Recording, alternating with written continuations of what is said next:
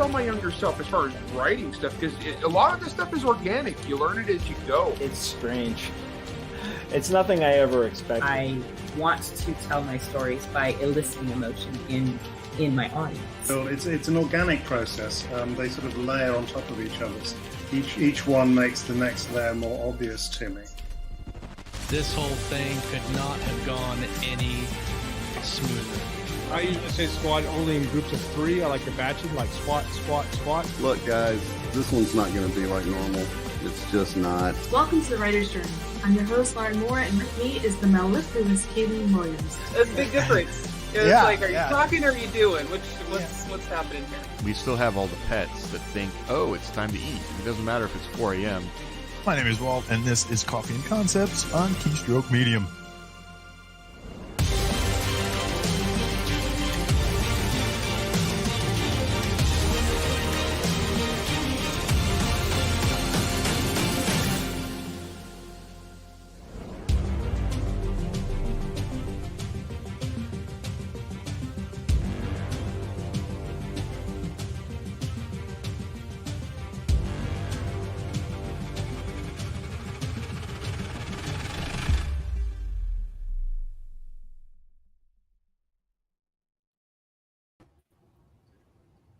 Hello out there in Keystroke Land. We are live. We are talking audiobooks.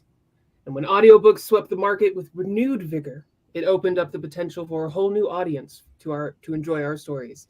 But the big question is, how do you edit for audio?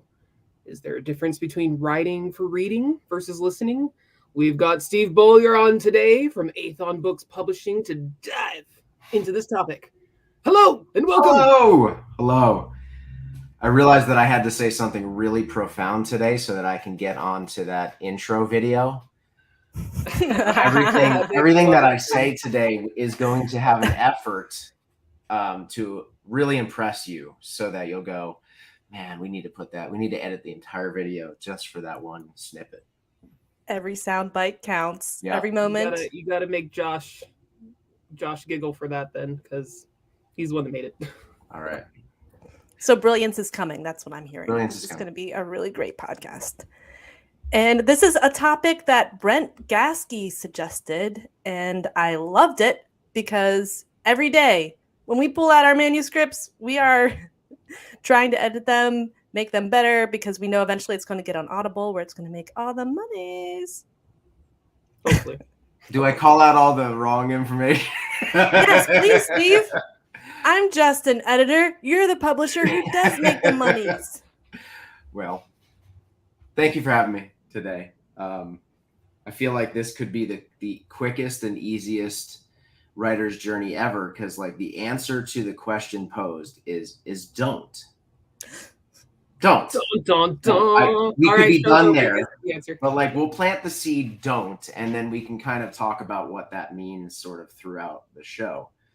But there's a whole lot to the audiobook industry that I think authors are still learning, that after doing, several hundred to 1,000 audiobooks and the entire process that goes along with that, I feel like, without this sounding cruel, I feel like there's an ignorant portion of the author community that needs to understand sort of what audio is, when it's important, when it's not, when do we edit our book specifically for an audiobook? Like, if you're already big in audio, edit your book for audio.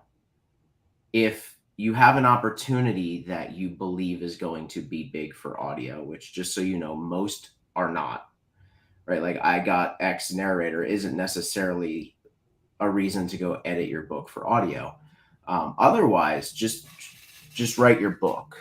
So the better question, I think, would be, how do I write a book that sounds good for audio? Right? Because that word edit is really important to this question. If your book is done, let's not edit it for audio. If you didn't write it well enough for audio, write your next one well enough to also work in audio, because the more you change your book for audio, the less chance it has of getting a whisper sync on Amazon, because you only have X number of words that you can change before you lose your whisper sync. And a reader can no longer add it for $7.49 or $1.99 or whatever that whisper sync price is. So edit is a very dangerous word when we're talking about audiobooks. So it's almost like when you're right at the beginning, you're outlining, you're developing characters, you're developing a world. That's when, if you know you want to get in audio, or you're already in audio doing that, that's when you need to start thinking about this other side of how it's going to sound on audio before you're getting into really the edits and the fine tuning. Yeah, I think there's a really big question out there. You mentioned it. Audio had a resurgence, right? In, I don't know, 2017, 2018, audio started its journey again after years and years of it not being very mainstream. And what happened at that point is, like, every author on the planet, including myself, went, I got to have audio for my book. The problem is 90% of audiobooks don't sell. And now you've just wasted however many $1,000 so that you can listen to your book on audio, is really what it comes down to. And so that sounds incredibly negative, but when we're talking about, gosh, we have so many hurdles. Sorry, I had to Nagini away. We have so many hurdles as authors already, especially financially, that adding a huge nut like $1,000 to $3,000, that's a big commitment to make. And I know a lot of authors will say, well, I'll do royalty share. Well, fewer narrators are willing to do narrators or royalty share anymore, sort of because of this. Early on, they were taking chances, and when you spend a week recording a book and then your book makes $50, you just spent an entire week narrating a book for $50. And you do that enough, you're going to go, I can't do this anymore. We still do. We have some custom deals that I don't know that any other publisher on the planet does, where we really try to take care of our narrators.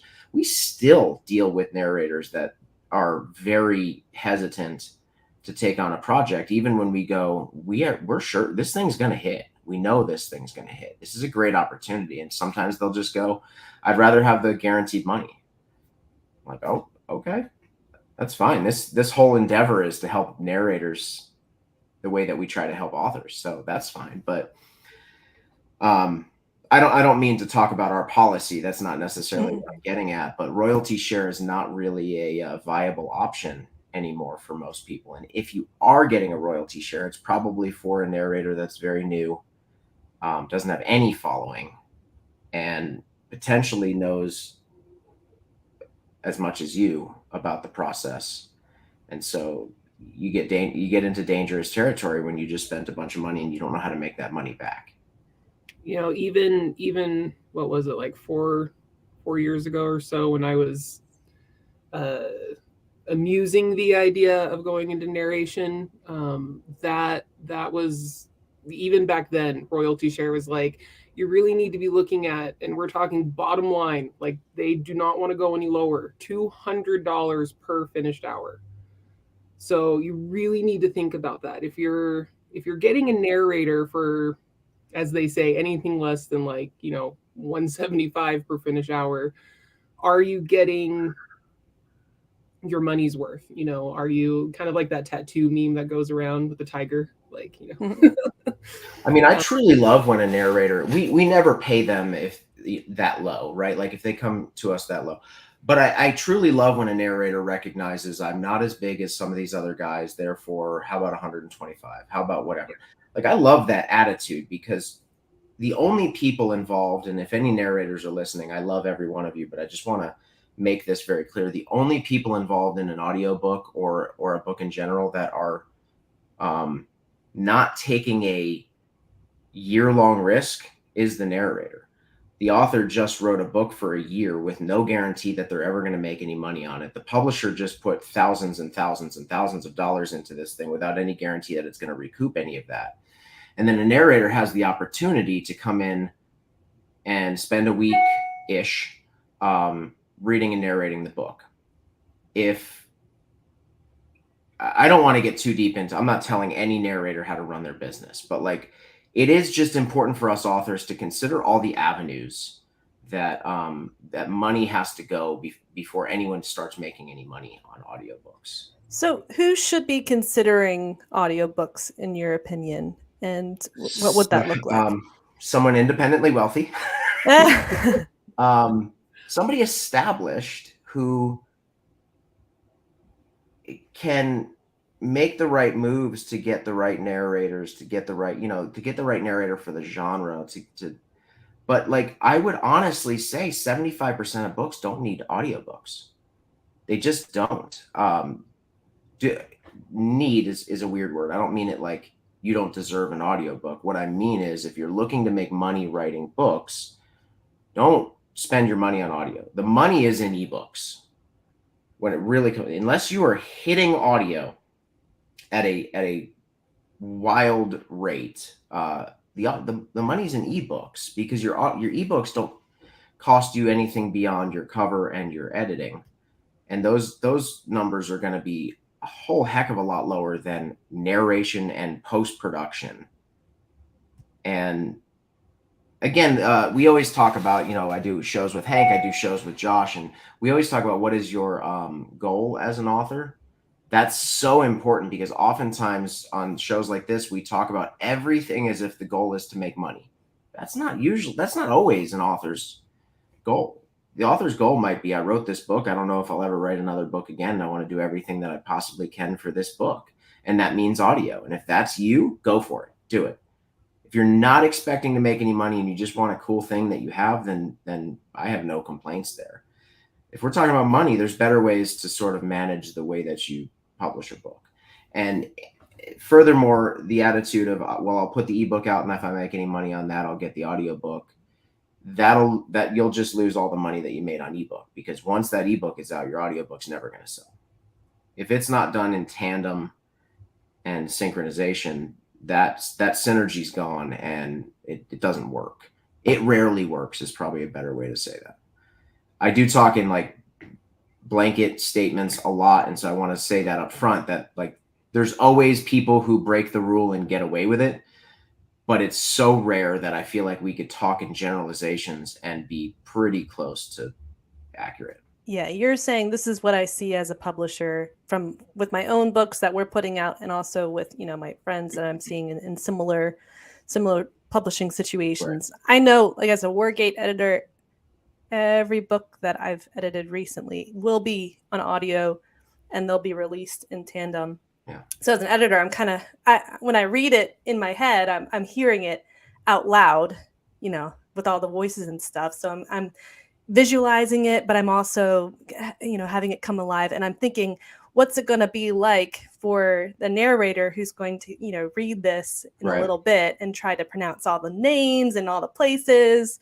And, if I leave a number in numerals, they're going to have to suss that out before they say it out loud. So I'm kind of thinking about their reading experience and then the listener's experience on the other end too. Yeah. That isn't everyone out there. However, just for the sake of, the topic, editing, if we know that this manuscript is going to be recorded at some point, you've made some really excellent books and performances that came through.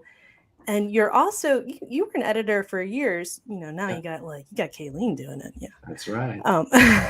And hey, am I allowed to say that? Yeah, go ahead. I mean, you're my personal editor for at least most of my books that you are able to do. And so you see my drafts when they come to you. And I don't know if you read them as if they're for audio, but I write for audio. I don't go back and change it for audio. I write it for audio. And so let me say, now that we got all the like business stuff, the warnings, right? Like there was your disclaimers. Yes. If you're gonna do audio, here are some, let's talk tips. Let's talk goals. I hear a lot, like, let's edit out the he said, she said. Please don't do that. Please don't do that. I don't know who is giving this advice, but they're just not right, because You might know your book and you might remember the voices of your characters, but the reader is not. The reader can't hear somebody's name and their voice once or twice and then suddenly remember that. This isn't TV. We don't have a picture. We don't have a face. So I've read some of these or listened to some of these books where all the like dialogue tags are taken out, and it just, you lost. It doesn't matter who the narrator is. You're very lost. And then people say, well, I'll do action tags instead, but action tags get just as tedious. More so.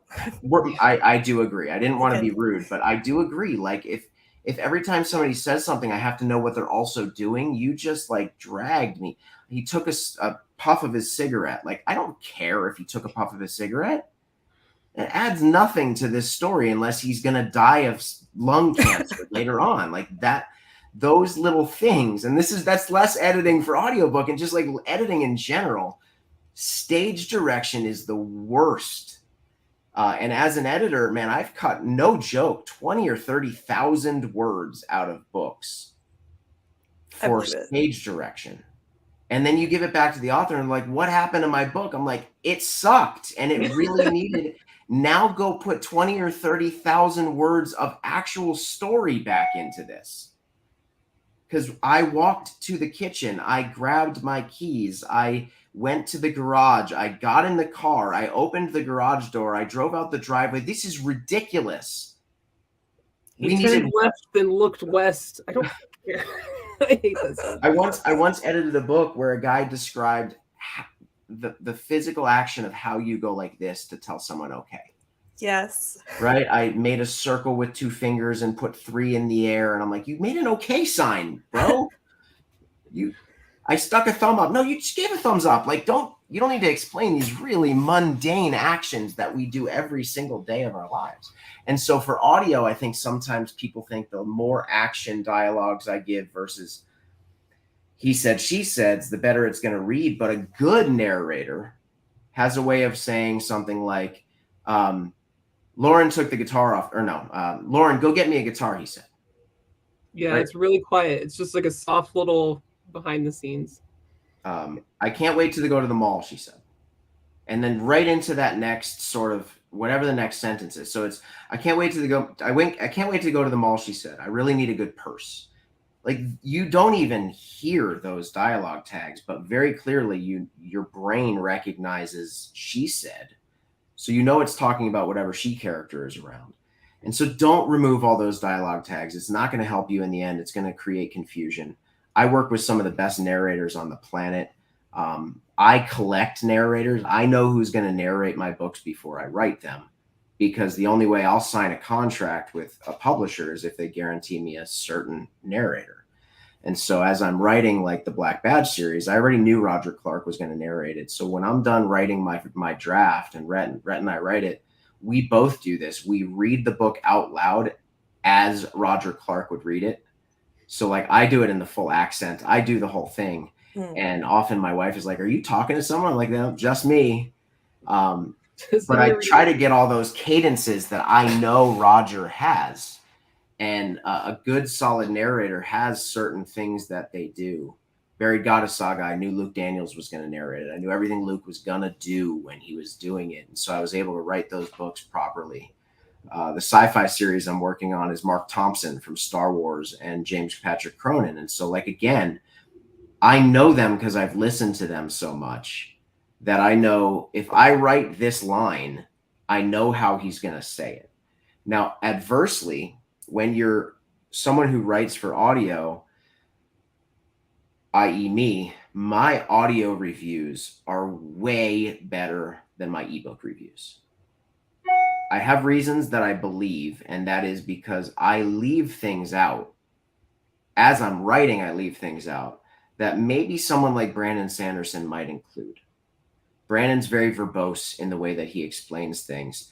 He's not afraid of adverbs and LYs and all of those things. So instead of saying, oh my God, he said surprisedly or shockedly, or, you know, whatever that is that you might put in the narration, I leave all that out and I trust the narrator is going to know exactly how to convey those emotions. And so sometimes ebook readers think that there's not enough sort of description to what the people are doing or saying. But you wouldn't, if you write a screenplay, you don't insert everything that the character does. You trust the actor to do the job. So I can't always advise people like write for audio, because if you're not big in audio, you're wasting resources that could be better used in ebook. But like, I actually sort of don't care about my ebooks. I care about how my audio does. See, but that's also that's where you see yourself as an author. You're like, I am focusing on audio, and that's where I want to put all of my effort and the majority of my effort. Yeah. And yeah, for someone, especially someone just coming into the game, they've got their first book and their first series, I can definitely see how focus on that ebook, focus on making a beautiful hard copy in paperback. Look at maybe into hardback to see how that does for a year. I just lost the word for it. Anniversary of your book. And then maybe for another series down the line, you can look into audio and have more knowledge of this world in general, because it's like you can navigate a jungle, but then you go into a desert. That's a whole other set of skills that you're going to need. Well, I don't want to discourage people from getting audio, but like I said, I like to warn people that, God, it's hard. It's really hard. And there's, other tips. If your book's not over 100,000 words, really just don't even bother with audio. The credit is king in audio. And so like when Aethon talks, whatever show we're on, we're very Amazon Audible specific, because we're exclusive to those things. Because in science fiction and fantasy, which I know not everyone listening to this is involved in sci-fi fantasy, science fiction and fantasy is owned by Amazon. I don't mean literally, but like that's where all the readers are. You start going wide and there's really no one there, but you do romance wide or thrillers wide, you have a different target audience. But sorry, I have a human jet flying by. I lost my train of thought. I'm sorry. Other genres, you can find them wide, but sci-fi, fantasy. Right. So you've got the credit system is both really great and really awful, because everyone gets like 1 credit, maybe 2 credits a month, and they have to decide where they're going to spend that credit. And so when you're doing audio, like Rhett and I plan a lot of our Aethon releases around what other audio books are coming out on the day that we release somebody's book, and not even just the day, but the month. Like in our genre, if Will White's putting out a book that month, or Brandon Sanderson's putting out a book that month, we're probably not going to do much in fantasy if we can help it, right? We can't always help it. If Jason and Nick are putting out a Galaxy's Edge book, like I'm probably not going to put somebody up against them, because I know that we all share the same pool of readers, and they're going to make choices based on what they know versus what, it's like they know they want Galaxy's Edge, or they know they want Richard Fox, or whatever it is. They know they want this guy, this new person that we're putting in front of them. It takes that much more effort to get them to go, I'll give that my credit, and then I'll wait to get Galaxy's Edge. No, you've been waiting for Galaxy. You've been waiting for Craig Allenson. You've been waiting for these guys. So they're not going to use their credit on something brand new. But that goes across the board, right? Because you release your book, and if nobody buys it in the first like couple weeks, that's it. That's the algorithm. You're pretty much dead in the water after that. Nothing you really do is ever going to revive that thing. So you got 1 shot.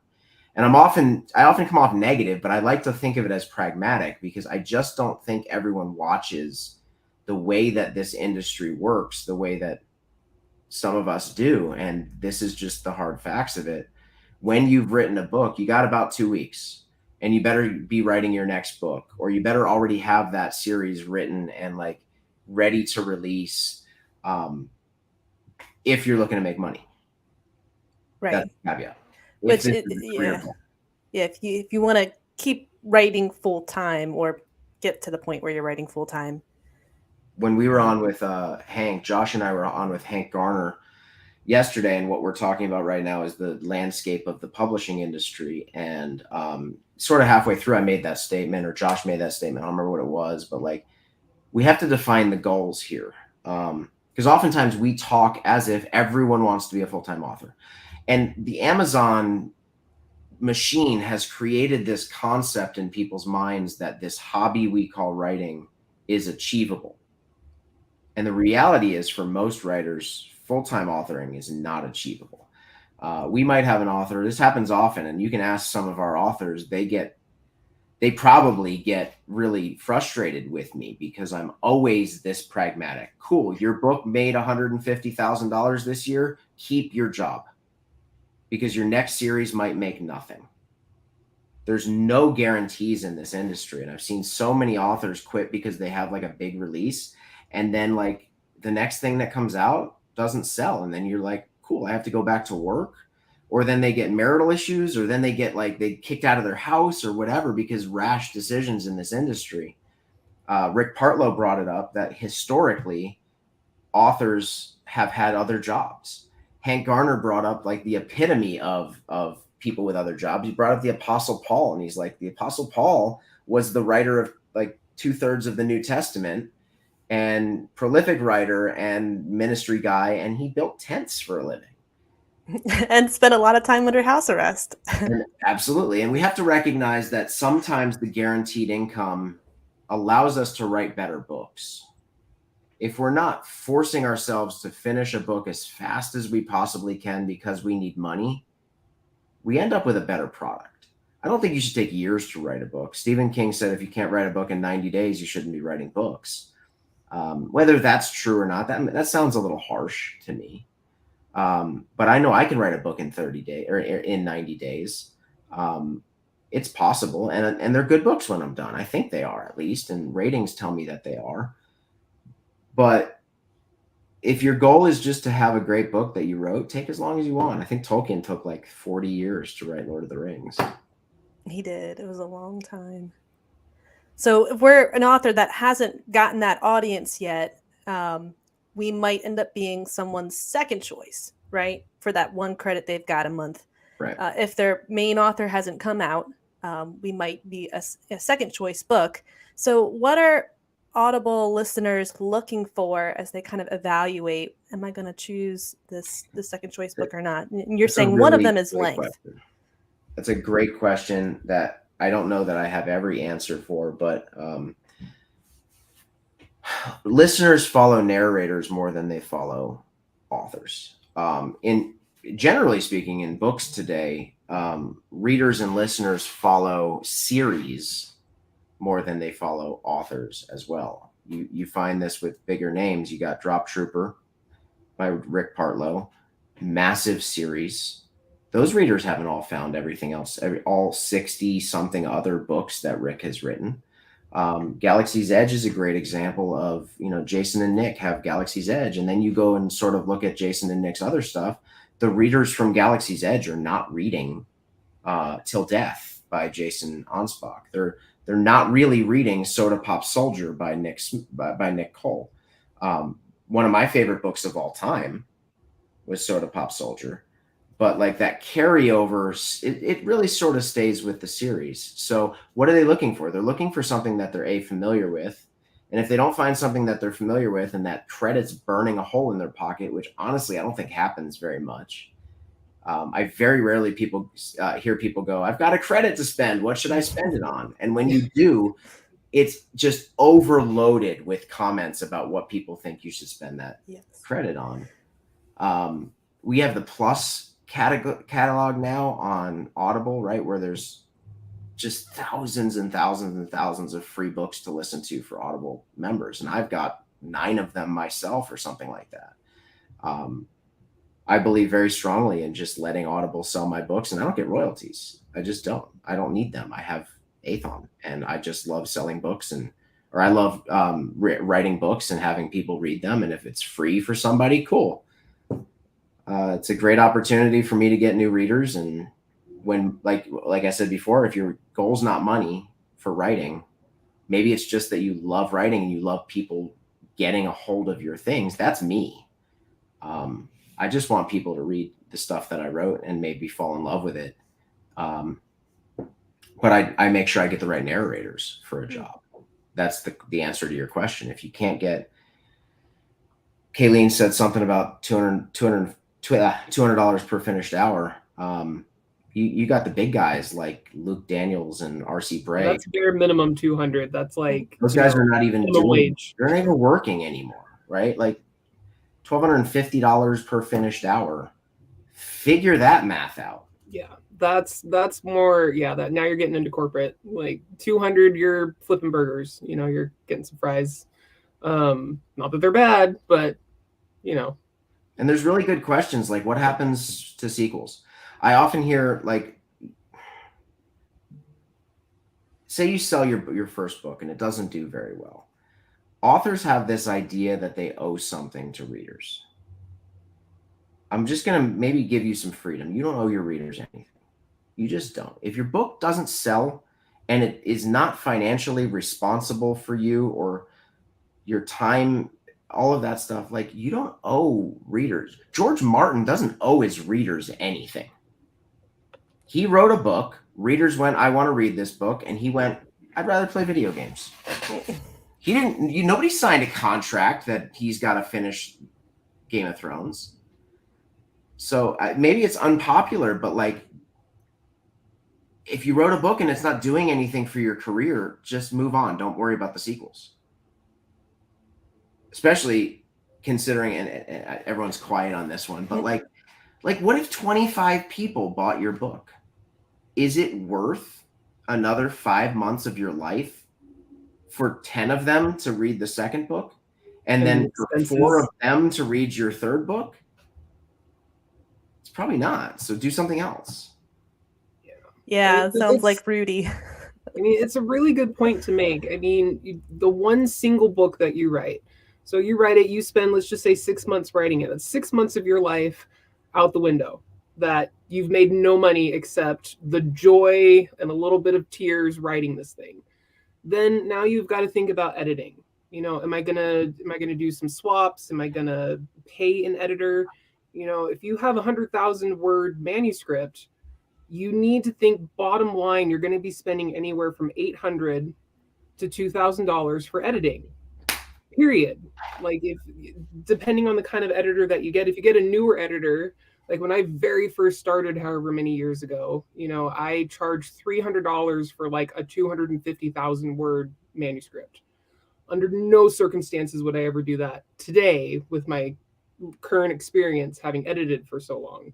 Yeah. But that's, you have to think, am I going to go with an editor who's just starting, get someone who's, and then what kind of editing? So $1,500 right there, right? Yeah. Gone. And then there's the cover, right? And then that's a whole other conversation with everything going on with covers and stuff. But, that's at least another $300 to $2,000, depending on the kind of cover and cover artist you go with. Okay, so now you're in $2,000. Do you have $2,000 just to throw away to potentially make 39 cents? Yeah, and it sounds ridiculous, but that is what happens quite a lot, is that we try to fulfill readers' expectations, forgetting that we're not talking about we're not George Martin. We don't have hundreds of thousands of readers waiting for a book. Now, if I were to take out my overly crass way of saying all of that, right? Like maybe Martin owes us something, right? Like maybe the amount of money that was invested in his products over the years justifies us going, can you please finish this for us? Like maybe, but that's George Martin. He's got a TV show and I buy his action figure. I've got a George Martin Funko Pop on my shelf, right? Those are different animals that we're talking about here. When you're talking about a book that didn't sell that you did. And I've gotten into fights about this on the internet, people posting, and I've kind of stopped responding to some of this stuff because it's not worth the headache, but people posting, literally saying, I don't know if I should finish this series because I'm not getting any sales. And, I don't know that I have 3 or 4 more months of my life that I could put in this. What should I do? And then you have people responding, you owe it to your readers to finish this series. And I used to take that righteous anger and go in there and go, he doesn't owe him anything. Stop this. This is ridiculous. This is this person's life you're talking about here. Yeah. Different subject. I don't know how we got on that subject. The only one I can think of that might have an argument is if, say hypothetically, there was a 3-book series that was premised from the very start. From the very start of page 1, you had a tableau set up that it's 3 nights that the story will be told. Each night there will be one story, and you won't understand what's going on until the end of it. And then the author just never finishes editing book 3, and it just never comes out. Are we talking about Mr. Rothfuss? We could hypothetically be talking about. I once on this show called Martin and Rothfuss a-holes, and I'm gonna retract that moment right now. Wow! For sake of not calling somebody a name, right? It was just I was just trying to get a point across. Yeah. But the reality is, Rothfuss made a promise. Rothfuss, what happened? What if? Let me put out a hypothetical. If we're putting out hypotheticals, we don't know Patrick Rothfuss. We don't know what's going on in his life. For all we know, there's some secret horrible thing that's happened in his life that's caused him to not be able to do this. I have an author whose wife died and he disappeared off the face of the planet, and he owed me 3 books. What do I do in that case? Do I chase after him and force him to write it because it's in his contract? Or do I be a decent friggin' human being and realize that if my wife died, I wouldn't want to write some stupid ass fantasy either. I would probably be done with that. And so I'm not saying any of that happened with Rothfuss, but we just don't know. We don't know what's going on in these people's heads.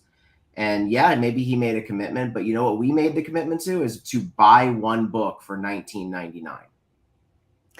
Yeah. And then we bought 2 books for $19.99. The commitment ended at the $20 I handed to the cashier. And I read that book. I paid for that book. I didn't pay for a future book. If I paid for the future book, now he has a right. Now he has an obligation to me. If he put it on pre-order and I paid $20 that I couldn't get back, and he decided to never write that book, I now have a reason to be pissed off. Until that moment, he doesn't owe me anything. Yeah. And actually, I read those 2 books knowing ahead of time that the book 3 wasn't out and probably wouldn't come out. And I enjoyed them. It's true. Leo brought up a good point. This is an Aethon policy. You're going to write 3 books before we release your first book. There's a million reasons for that. One of them is it's for your benefit because the rapid release model is all that really works. I'm not talking about ebooks just. We're talking about audiobooks today. So this applies to audiobooks as well. If you're not prepared to back to back have your audiobooks ready to release, it's another good reason for you to say, maybe I shouldn't do audiobooks. If you don't have 10 grand to put into all 3 of your audiobooks, then you're not really ready to release your series. Unless, of course, as I've said a million times, your goal is not financial. But we asked our authors to write the 3 books in the series because we know what happens when somebody goes, no, I write, a book a month. Cool. 6 months later, we're going, so where's the sequel? Your series is now dead in the water and people are not going to pick up the sequel.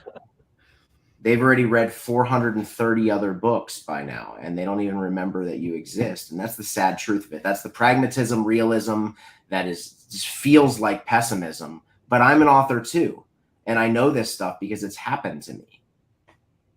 And it sucks. It's a horrible, standalones friggin' suck. Everything about standalones suck. I would love to write standalones.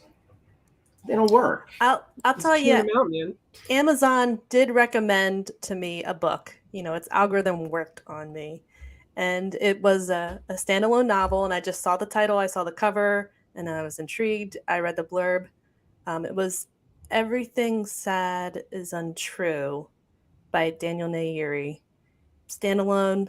Loved the book. Ended up buying it for my mom for Mother's Day and recommending it. So it can happen where the algorithm.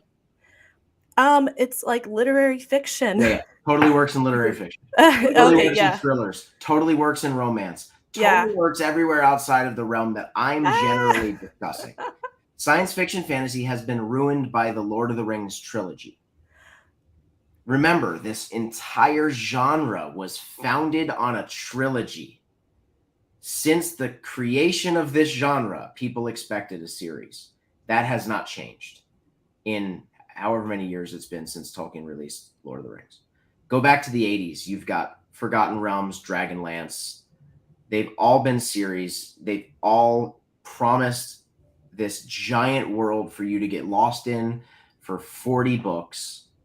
And readers have really clung to that. And that transferred over to sci-fi as well. And honestly, that's just Barnes and Noble's fault, right? That's the bookstore's fault because there weren't enough fantasy books. There weren't enough sci-fi books. So they put them on a shelf together and called it sci-fi fantasy. They couldn't be further apart in readership, right?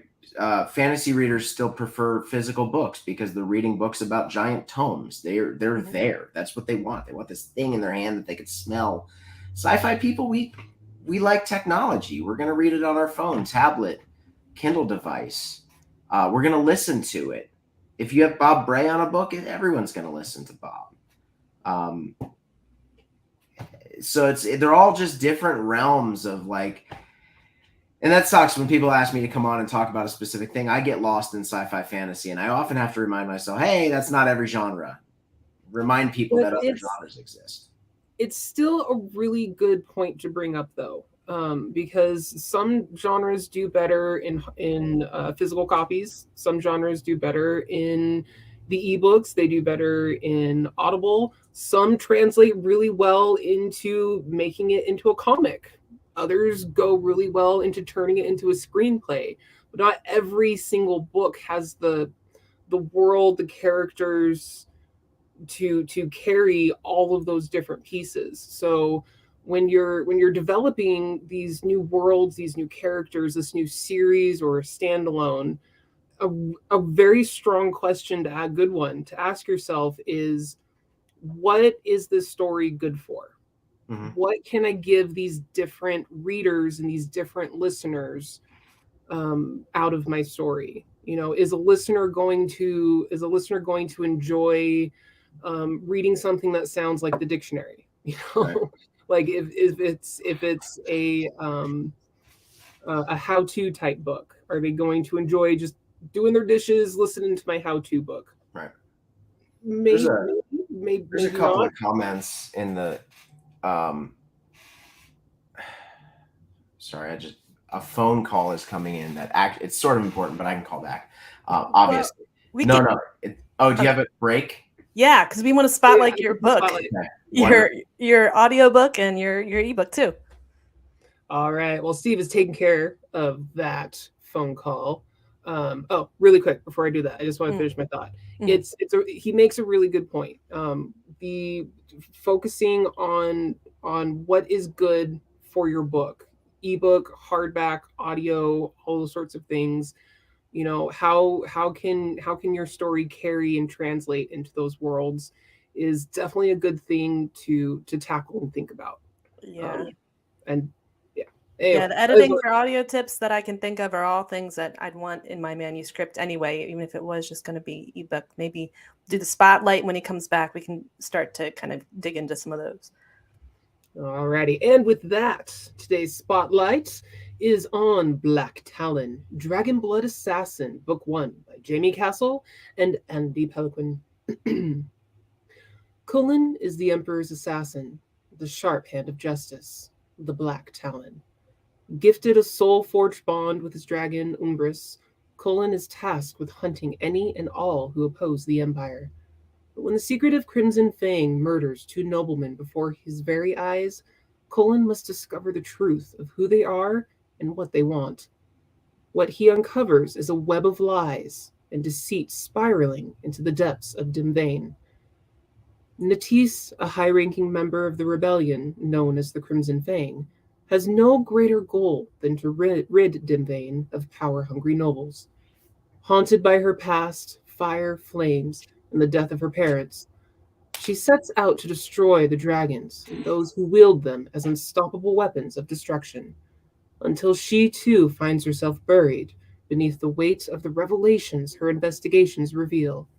The Empire is under siege from within, and one man, dressed in black like the night, stands at the epicenter of it all.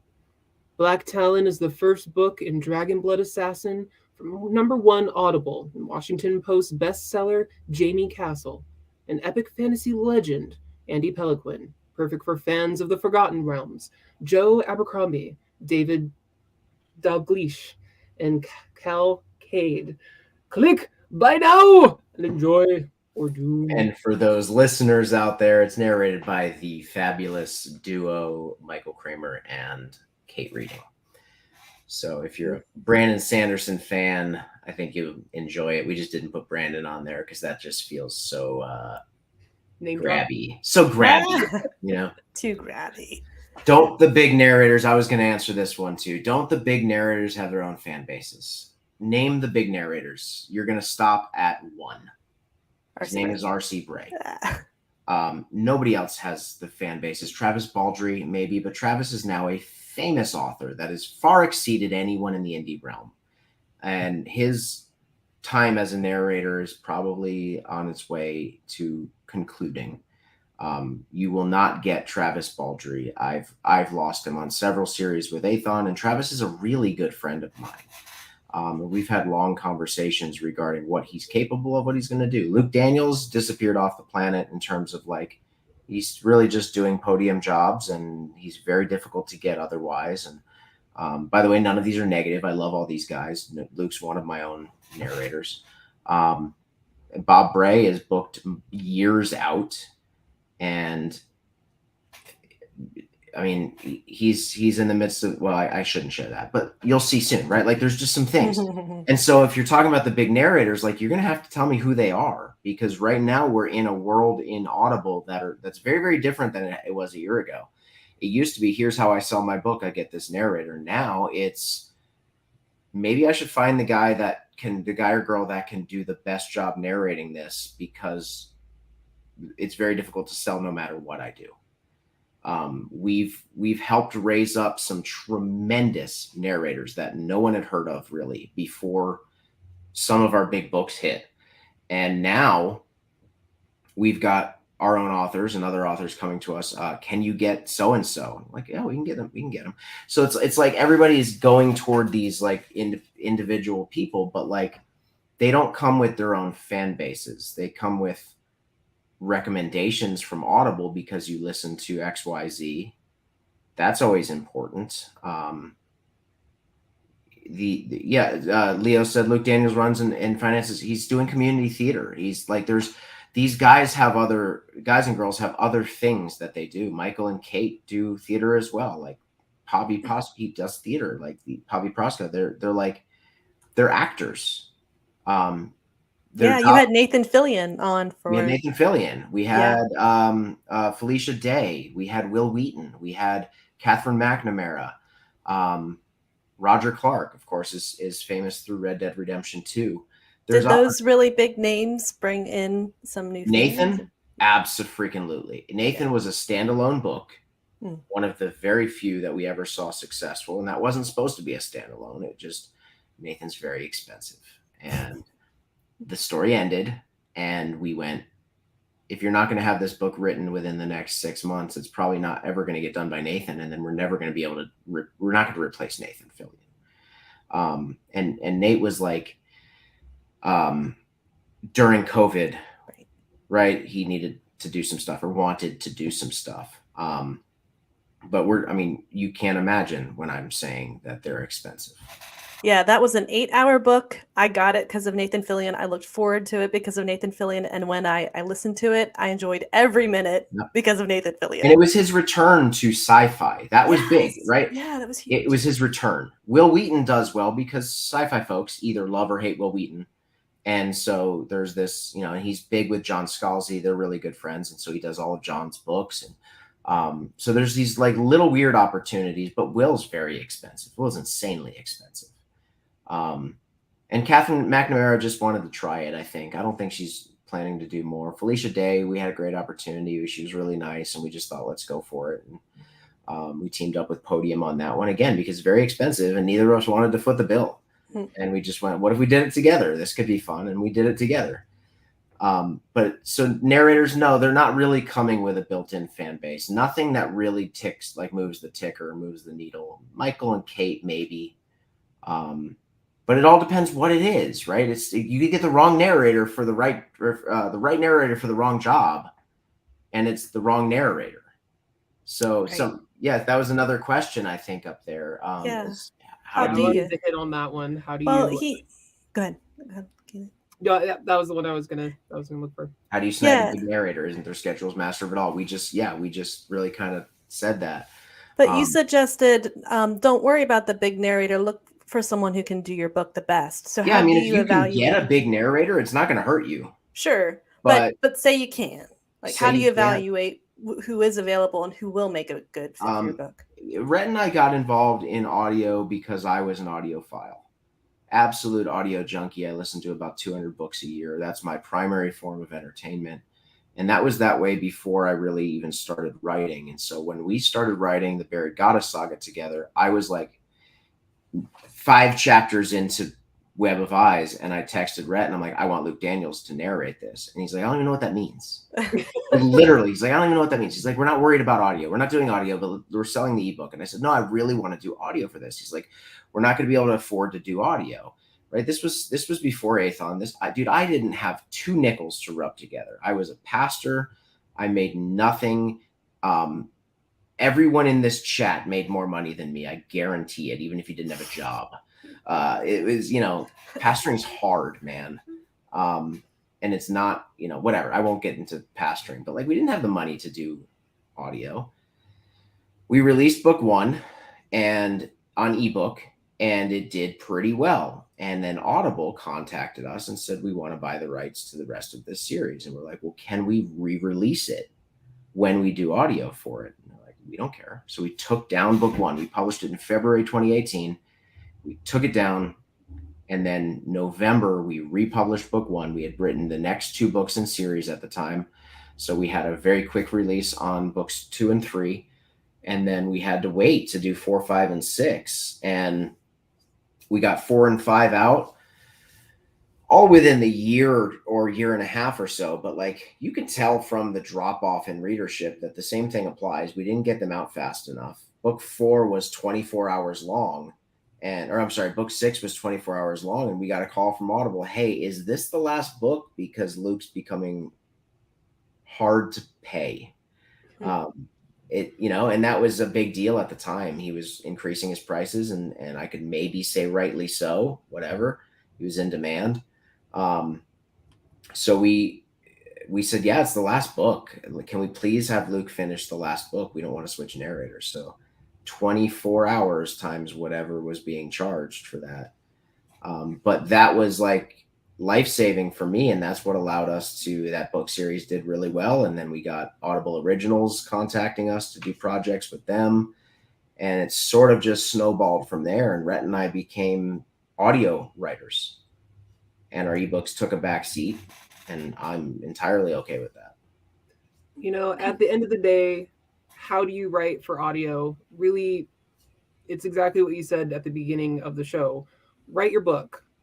Write a good book, then write a great book. It doesn't have to be the same book, but keep improving your skills.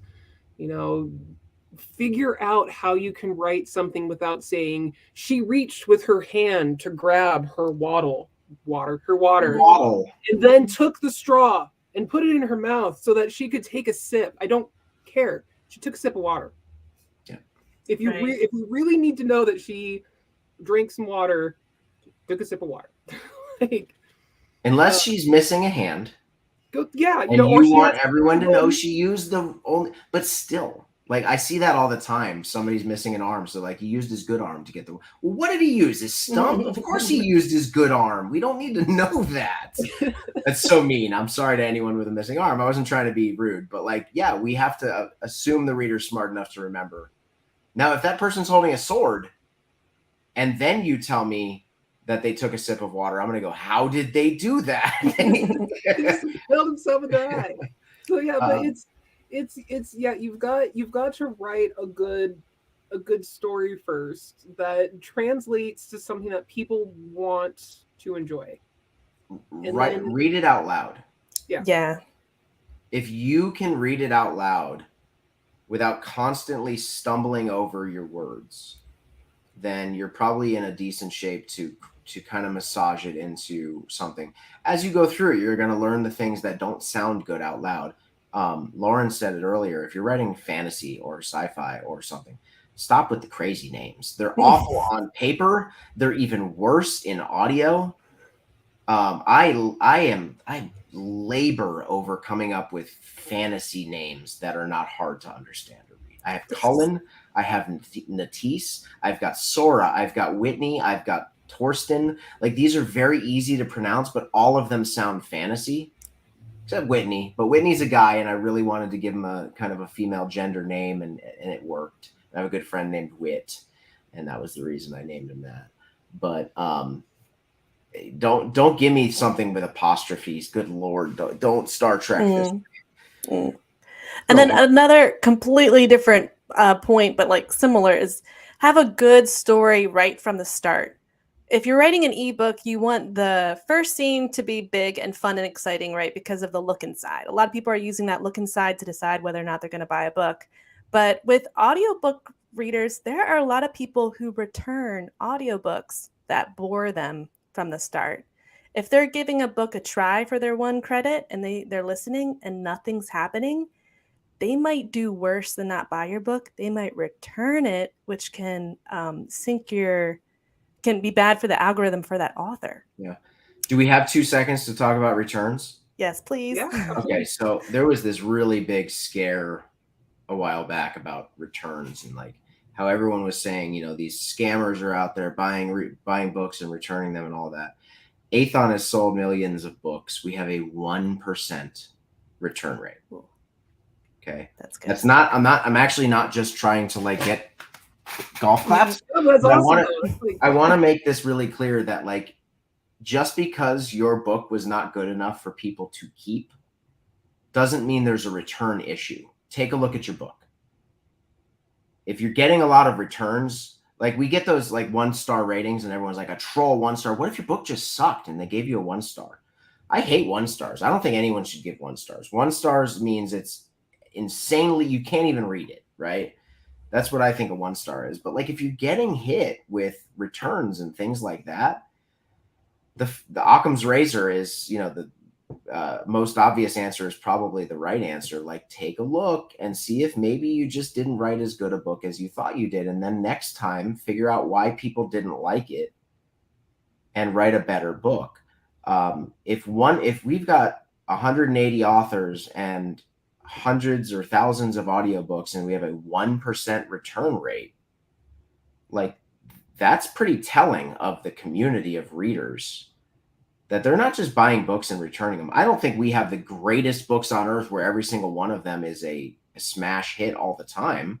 So we would get more than 1% if this was a real scam. Does that make sense? Yeah, it does. It does. But it also shows that people are enjoying your books, because I do know that in the audience side, I have some friends who will return books, and they have no problem doing that. But not if for they sure. like There's the always book. there's always the people. Right. Absolutely. Not if they like the book. So I've had 2 different publishers I've worked with as an editor kind of give me some promptings like, I want action in the first scene. I want that hook to be there from chapter 1.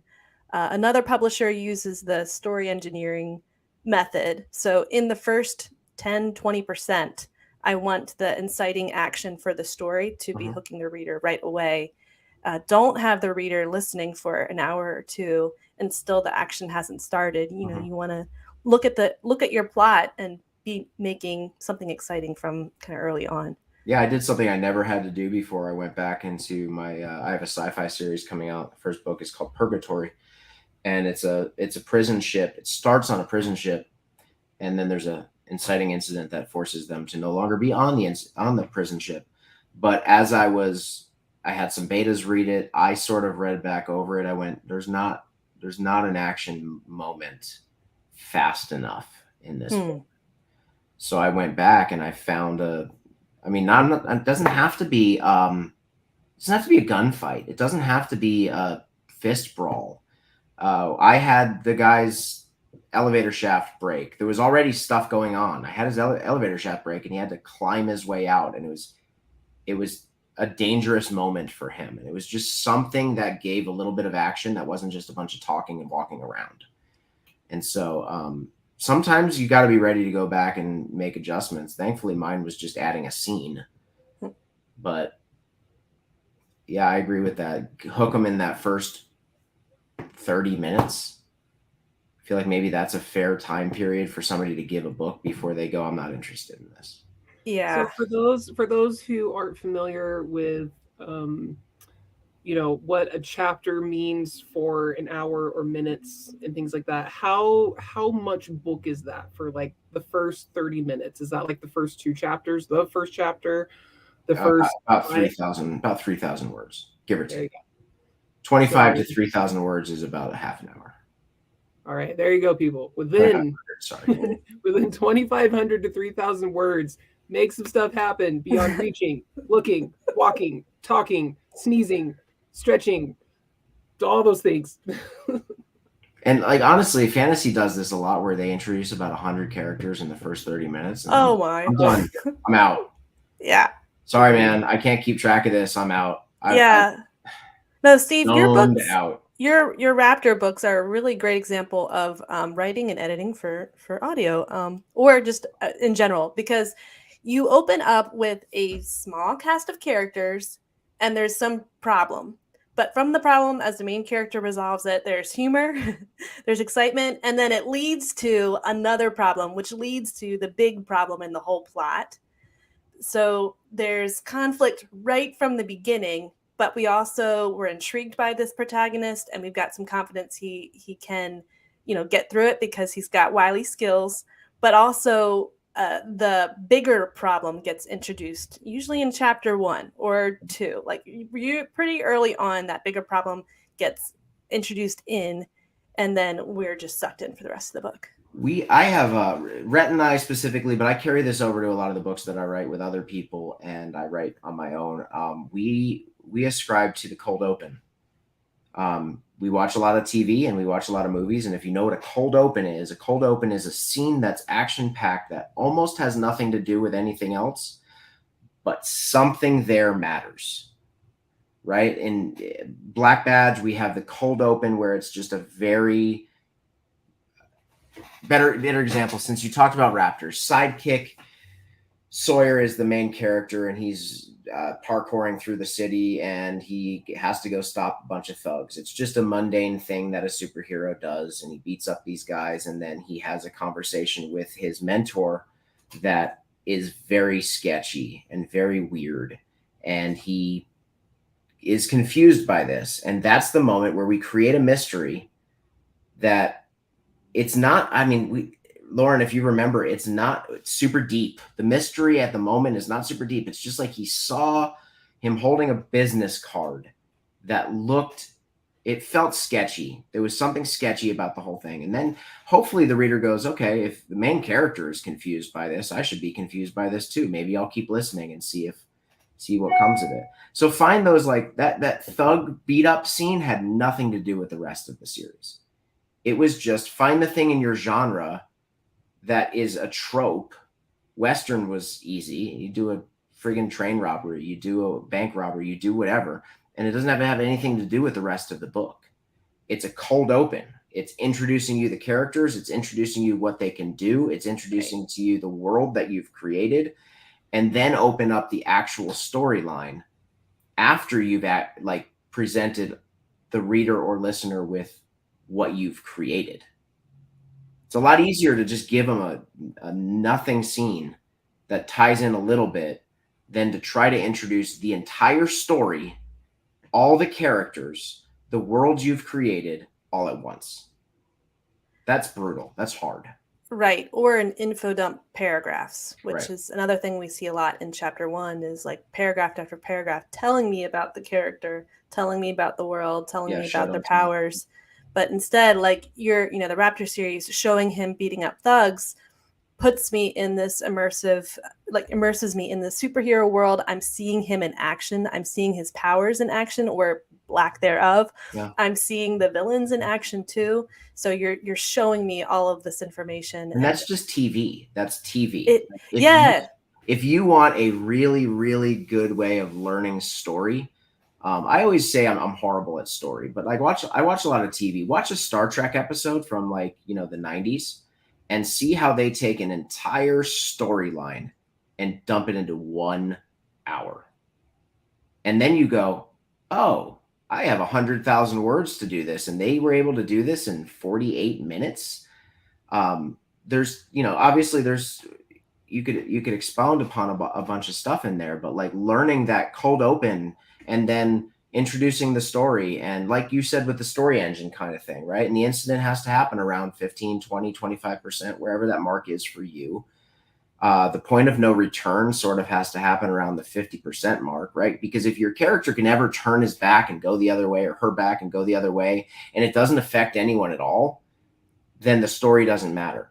There's got to be a reason. John Wick's dog got killed. There has to be a freaking reason he is not backing down. Because if he looks at that army in front of him and he goes, I don't need to do this, and walks away, the story's over. But he's determined. That a-hole killed my dog and he's going to die for it, and it doesn't matter who I have to go through to get there. That is the stupidest storyline I've ever heard in my life. But man, was that a wildly entertaining series. Yeah. Right? Mm-hmm. And all it took was a dog dying. Ozark introduced. Yeah, all it took. I'm not a dog. It took later for me to kill someone was a pencil. I mean, I like humans.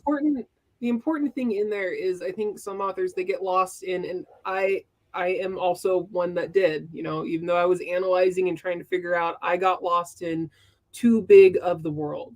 Just like you're saying, trying to introduce the big thing, like the Earth universe shattering problem, and trying to stuff it all into my one tiny little character right from page 1, if I had just started with like this freaking tractor went down and he saw some weird shadow thing in the market and was like but then at least something that bridges us into this world and makes us want to learn more about it. And then the big thing, we're just like, oh crap, oh, that's real bad. I thought we were over here. It's actually over there. That just creates better story. And those old Star Trek, I really miss them because not every episode was the end of the world. Yeah. New Star Trek, it never slows down, because if they slow down, the world ends. And that to me is not great storytelling. Web of Eyes, the first book in the Barry Goddess saga, starts out with a character stealing a doll from the prince. And it sounds really stupid, right? The paladin, the knight, the queen's protector, has to go get this thing because everybody's been trying and can't. And he's got to go get the prince's doll because the prince is depressed. And without this thing, the queen is like, no, I need that thing back, right? And it turns out that doll was actually sort of the soul, like he had been sort of cursed, and the soul of that prince was captured by the bad guy, and everyone just thought it was a doll. It was this effigy of him, and it was the prince, and the prince wasn't depressed, he was cursed. And we don't find that out really throughout the whole book. So if you're reading it and you're going, this we're trying to get a doll back, right? What is this? John Wentz was just trying to avenge a dog. And then the bigger thing opened up, and now it's this big bad dude that he's got to stop because he's doing a bunch of other big bad stuff. So start small if you have to. It's not always the end of the world. I've lived for 38 years. I've never seen an end of the world crisis. Have you? But also the main point has to matter by the by the midpoint. I have to go get my kids. I could talk all day, but I have to go get my kids. No, you're good. I also have to go. I was just about to say, and with that, thank you so much, Steve, for coming on. Thanks for having me. Giving us your wisdom. I always love talking to you because you don't give band-aids. It's just, this is my honest thing, and you come from experience and knowledge of the things. So thank you for sharing that with us. Everyone out in the audience, don't be afraid of audio. Don't be afraid of ebook or the paperback. The only thing that can stop you is yourself. And the way to get better at any of those realms of publishing is to write another book, and to write a better book each time. And with that, thank you, audience, Trucker D, Leo, Vaccaro, Jay Clifton Slater, everyone else who has been listening in. Thank you for joining us on your Friday. We may or may not be back in 2 weeks. We'll let you know later on. I know the guys for the Monday show are also going to be doing a show at some point. I know that they've been talking. So stay tuned for that. And with that, reading, writing, everything in between, right here on Keystroke Mediums, The Writer's Journey.